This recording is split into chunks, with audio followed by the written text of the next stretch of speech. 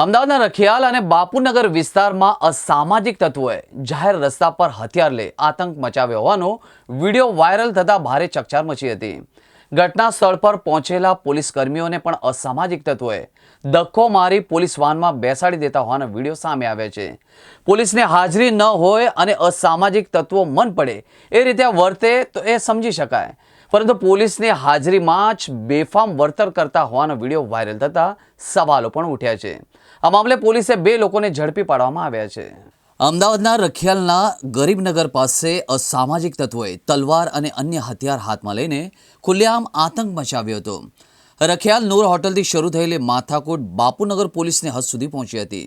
રખિયાલમાં આતંક મચાવનાર ટોળકીએ બાપુનગરમાં પણ જાહેરમાં હથિયાર વડે આતંક મચાવ્યો હતો।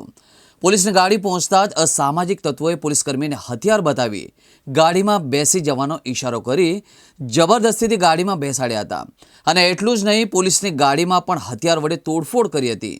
બનાવની જાણ થતાં જ ઉચ્ચ પોલીસ અધિકારીઓ પણ ઘટના સ્થળે પહોંચ્યા હતા। આ મામલે બાપુનગર પોલીસે 1 અને રખિયાલ પોલીસે 1 ફરિયાદ નોંધી હતી।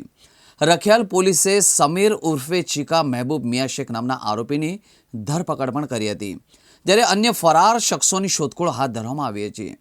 અત્રે નોંધનીય છે કે થોડા દિવસ પહેલાં જ ગાંધીનગરમાં યોજાયેલા એક કાર્યક્રમમાં ગૃહ રાજ્યમંત્રી હર્ષ સંઘવીએ કહ્યું હતું કે પોલીસ કર્મીઓને જે દંડો આપવામાં આવ્યો છે એને ગુનેગાર સામે જરૂર પડે ત્યારે ઉપયોગ કરવો જોઈએ, પરંતુ હાલ જે વિડીયો વાયરલ થયો છે એમાં તો અસામાજિક તત્વો સામે પોલીસ કર્મી જ દૂર ખસતા જોવા મળી રહ્યા છે।